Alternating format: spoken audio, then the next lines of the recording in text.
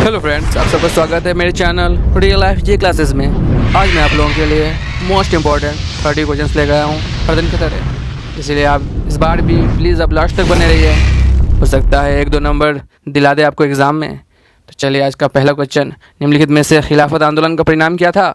हिंदू मुस्लिम मतभेद में कमी हुई, भाषा की समस्या तीव्र हुई, हिंदू मुस्लिम दंगे बढ़े, हिंदुओं को दबाया गया। क्या परिणाम था? ऑप्शन ए, हिंदू मुस्लिम मतभेद में कमी हुई। खिलाफत आंदोलन भारत में मुख्यतः मुसलमान द्वारा चलाया गया आंदोलन था, जो कि ब्रिटिश सरकार द्वारा तुर्की के खलीफा के विरुद्ध किए गए दुर्व्यवहार का परिणाम था।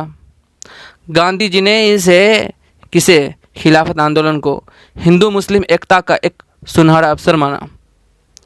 इस प्रकार ये आंदोलन चलकर मुस्लिम एकता के रूप में सामने आया, परंतु मुस्तफ़ा कमाल पाशा के अधीन तुर्की में एक धर्मनिरपेक्ष आधुनिक सरकार की स्थापना के साथ भारत में भी खिलाफत आंदोलन समाप्त हो गया।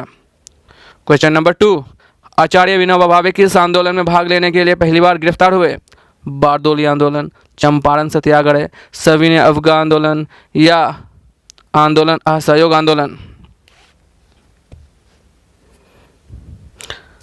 तो दो का क्या आंसर है? सी, सविनय अवज्ञा आंदोलन।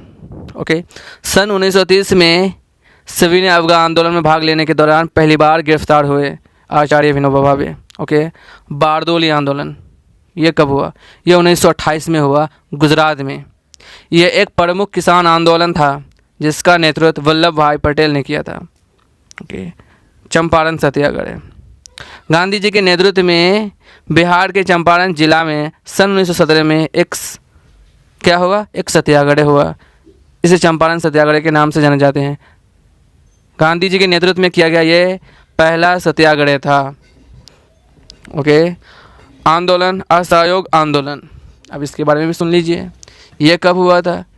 तो ये हुआ था सितंबर 1920 से लेकर के फरवरी 1922 के बीच महात्मा गांधी तथा भारतीय राष्ट्रीय कांग्रेस के नेतृत्व में असहयोग आंदोलन चलाया गया, जिसने भारतीय स्वतंत्रता आंदोलन को एक नई जागृति प्रदान की। क्वेश्चन नंबर 3, संयुक्त राष्ट्र दिवस किस तिथि को मनाया जाता है? 12 जून, 14 अगस्त, 24 अक्टूबर और 25 दिसंबर?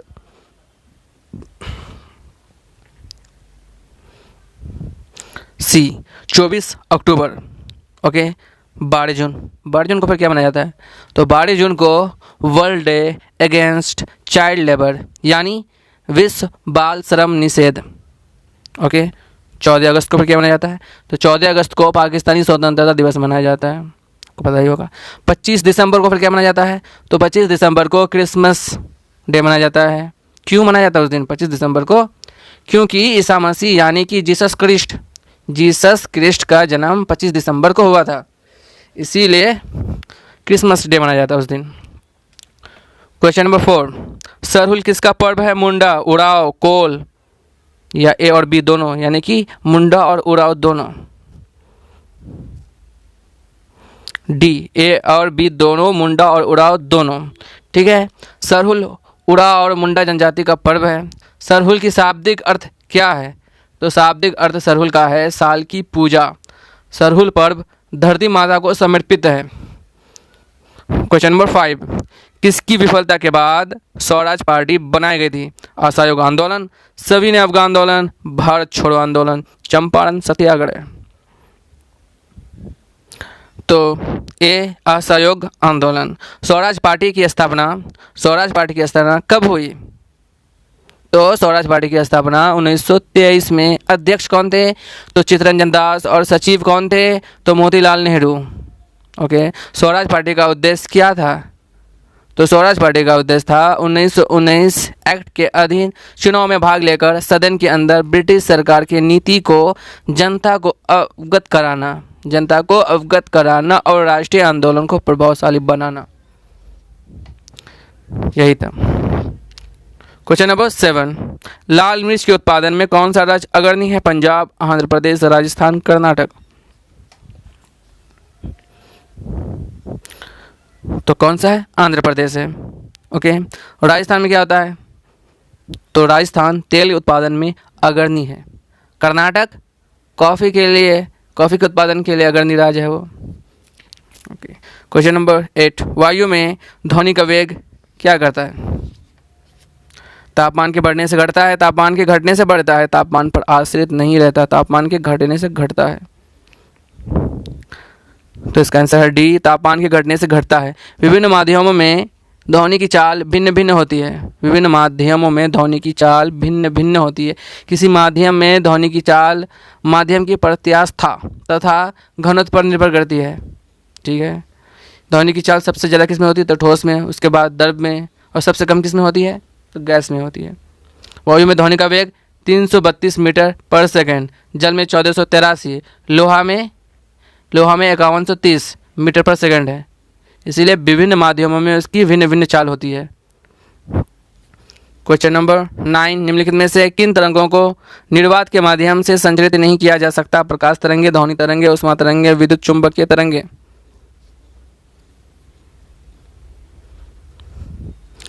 तो इसका आंसर है बी, ध्वनि तरंगे।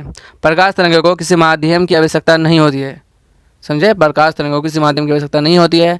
उष्मा तरंगें और विद्युत चुंबकीय तरंग भी निर्वात से जा सकती है, इसको भी किसी माध्यम की जरूरत नहीं होती है।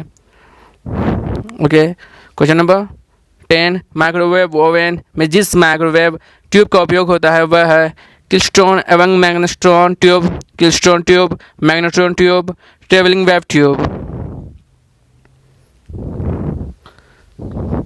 तो इसका आंसर है सी, मैग्नेट्रॉन ट्यूब। मैग्नेट्रॉन ट्यूब क्या है? मैग्नेट्रॉन ट्यूब अधिक शक्ति की एक सूक्ष्म तरंगें पैदा करने वाली एक निर्वात नलिका है। इसका यूज़ और रडार में भी किया जाता है। माइक्रोवेव में तो किया ही जाता है, माइक्रोवेव ओवन में, लेकिन इसे रडार में भी किया जाता है। क्वेश्चन नंबर 11, वह युक्ति कौन सी है? युक्ति यानी डिवाइस कौन सी है जो हमारे TV set, computer, radio set में विद्युत आवेश के संग्रहण के लिए प्रयुक्त होती है? प्रतिरोधक, प्रेरित, संधारित, चालक। तो इसका आंसर क्या है? संधारित। क्वेश्चन नंबर 12, स्लैग ये नाम किसे दिया जाता है? गलित लोह, गलित सैंड, गलित एल्यूमिना, गलित कैल्शियम सिलिकेट। तो इसका आंसर है गलित कैल्शियम सिलिकेट। क्वेश्चन नंबर 13, जब नींबू के रस को खाने के सोडे पर डाला जाता है तब उसमें तेज उत्फलन होता है क्योंकि उससे उत्पन्न गैस होती है लवण, जल, कार्बन डाइऑक्साइड या उपरोक्त सभी। तो इसका आंसर क्या है? उपरोक्त सभी। ओके, नींबू में कौन सा अम्ल पाया जाता है? सिट्रिक अम्ल। याद रखिएगा, नींबू में सिट्रिक अम्ल पाया जाता है। सिट्रिक अम्ल से याद आया क्या? नाइट्रिक अम्ल। नाइट्रिक अम्ल का प्रयोग किसमें किया जाता है? तो इसका प्रयोग किया जाता है सोना तथा चांदी के शुद्धिकरण में किया जाता है। ओके, चांदी तथा सोने के शुद्धिकरण में किया जाता है। क्वेश्चन नंबर 14, फेन पलवन प्रक्रम का प्रयोग किसके धातु कर्म के लिए किया जाता है? Sulphide ask, oxide ask, sulphate ask, chloride ask. तो इसका आंसर है सल्फाइड अस्क। अच्छा बताइए, जिंक सल्फाइड का प्रयोग किस में किया जाता है? तो इसका प्रयोग किया जाता है पिगमेंट के रूप में। जिंक क्लोराइड का प्रयोग टेक्सटाइल उद्योग में। ओके, कार्बनिक संश्लेषण में, ताम कांच में भी किया जाता है। ओके, क्वेश्चन नंबर 15, पेट्रोल की स्फोटक गुणवत्ता बढ़ाने के लिए निम्न में से किसे इस्तेमाल किया जाता है? टेट्रा मेथिल सीसा, टेट्राएथिल सीसा, ट्राइमेथिल सीसा या ट्राइएथिल सीसा। तो इसका आंसर बी, टेट्राएथिल सीसा। क्वेश्चन नंबर 16, काष्ठ के आसवन द्वारा बनाया गया अल्कोहल कौन सा होता है? Methyl alcohol, ethyl alcohol, glycerol, propyl alcohol.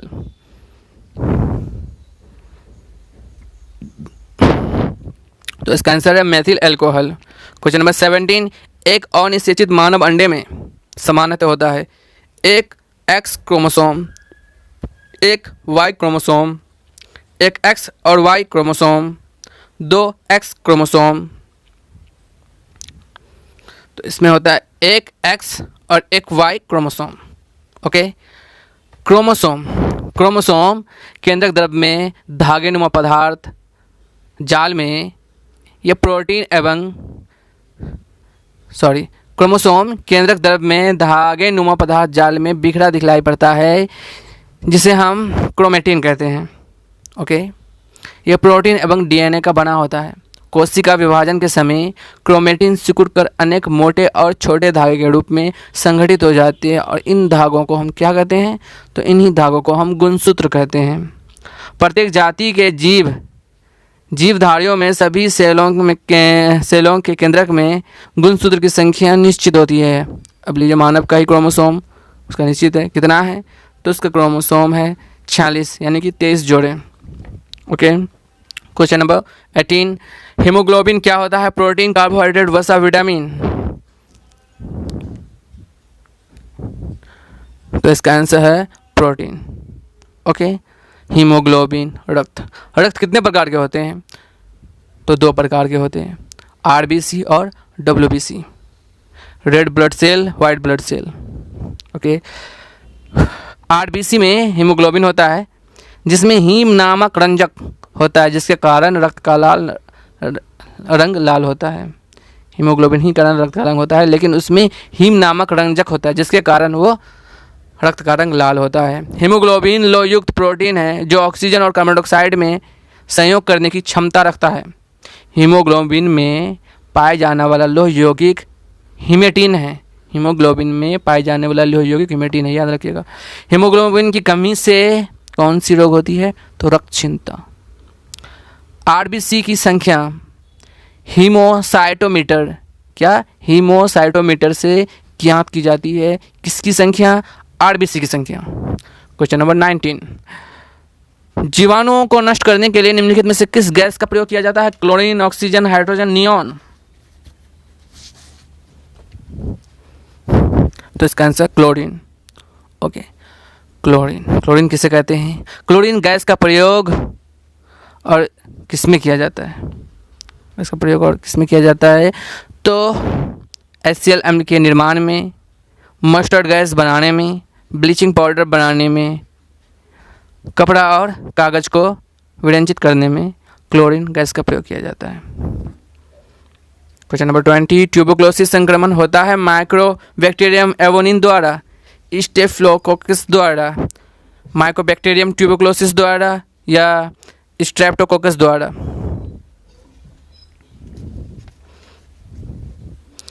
तो इसका आंसर सी, माइकोबैक्टीरियम ट्यूबरकुलोसिस द्वारा।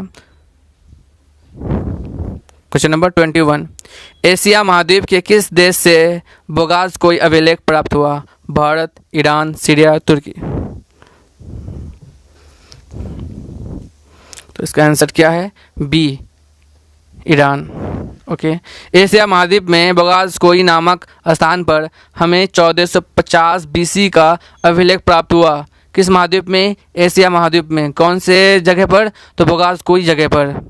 ओके, कितने BC का अभिलेख प्राप्त हुआ? तो 1450 BC का अभिलेख प्राप्त हुआ।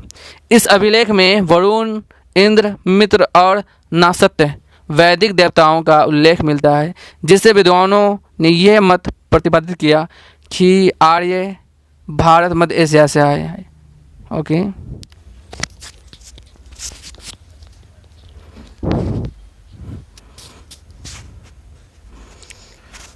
क्वेश्चन नंबर 22, निम्नलिखित में से किस प्राचीन ग्रंथ में यह कहा गया है कि राजा सबका शासक है ब्राह्मणों को छोड़कर?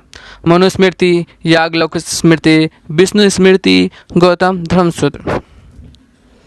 तो इसका आंसर है ए, मनुस्मृति। मनु ने ब्रह्मांड को विराट पुरुष के मुख से उत्पन्न बताया गया तथा लिखा है कि ब्रह्मांड के मुख से पैदा होने के कारण, चारों वर्गों में ज्येष्ठ होने के कारण तथा वेदों की धारण के कारण यह संपूर्ण सृष्टि की स्वामी है।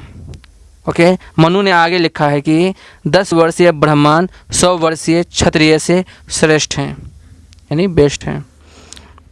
क्वेश्चन नंबर 23, भारत के स्थलाकृतिक मानचित्र कौन बनाता है?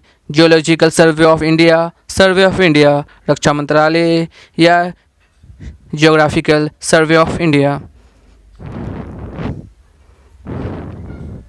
तो इसका आंसर क्या है? Geological survey of India. Geological survey of India की स्थापना कब हुई? तो 1851 में जियोलॉजिकल सर्वे ऑफ इंडिया की स्थापना हुई। Okay, geological survey of India Bharat सरकार के खान मंत्रालय के अधीन कार्यरत एक संगठन है। Okay, geological survey of India का मुख्यालय कहाँ है? तो वो कोलकाता है। क्वेश्चन नंबर 24, प्रसिद्ध तिरुमाला मंदिर किस पहाड़ी पर स्थित है? शेषाद्री, नीलाद्री, नारायणद्री, वेंकटाद्री। तो ये कहाँ है? डी, वेंकटाद्री। वेंकटाद्री पहाड़ी कहाँ है? तो यह पहाड़ी आंध्र प्रदेश के चित्तूर जिले में स्थित है। क्वेश्चन नंबर 25, भारत में पहली सूती मिल मुंबई में स्थापित करने का क्या कारण था? पतन की सुविधा, कपास उत्पादक क्षेत्र होना, पूंजी की उपलब्धता, या इनमें से सभी। तो इसका आंसर क्या है? डी, इनमें से सभी। भारत में आधुनिक ढंग से सूती वस्त्र की पहली मिल की स्थापना 1818 में कलकत्ता में की गई थी। कलकत्ता में कहाँ? तो कलकत्ता में फोर्ट ग्लास्टर, किंतु ये असफल रहा, सफल नहीं हो पाई। ओके, तो सबसे पहले सफल वाला कहाँ पे हुआ? तो सबसे पहले सफल आधुनिक सूती वस्त्र की पहली मिल 1854 में बॉम्बे था, उसका मुंबई नहीं थी, बॉम्बे में कवास जी डावर द्वारा स्थापित किया गया था। ओके, कपास को और एक नाम है, कपास का एक और नाम, क्या नाम है? तो सिल्वर फाइबर, कपास को सिल्वर फाइबर भी कहते हैं।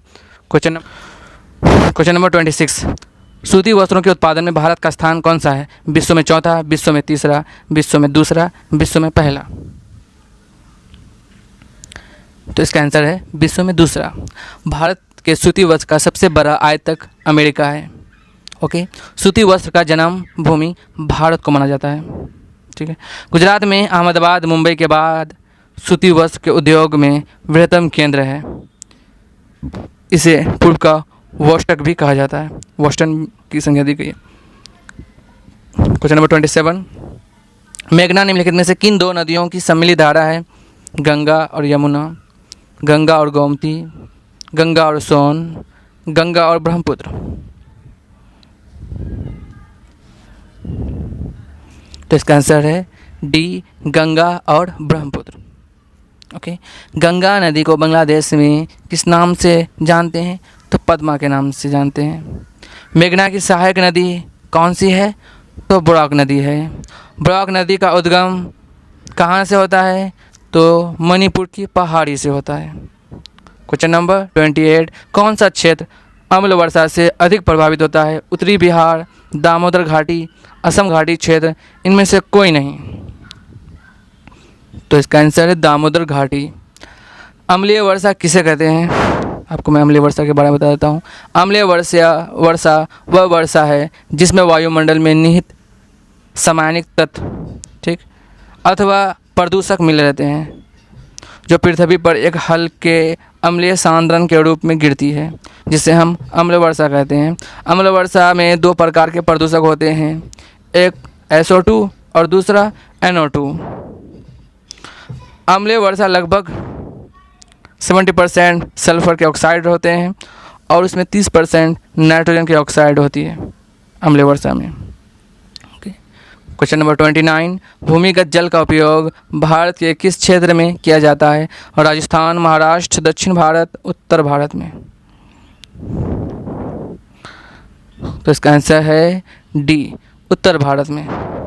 ओके, नलकूपों में सर्वाधिक सघनता वाले राज्य यूपी है, यूपी। ओके, उत्तर प्रदेश। प्रायद्वीपीय भारत के सिंचाई का प्रमुख साधन तालाब है। तालाब द्वारा सर्वाधिक सिंचाई तमिलनाडु में किया जाता है। तालाब द्वारा सर्वाधिक सिंचाई कौन से राज्य में किया जाता है? तो तमिलनाडु में किया जाता है। क्वेश्चन नंबर 30, किन परिस्थितियों में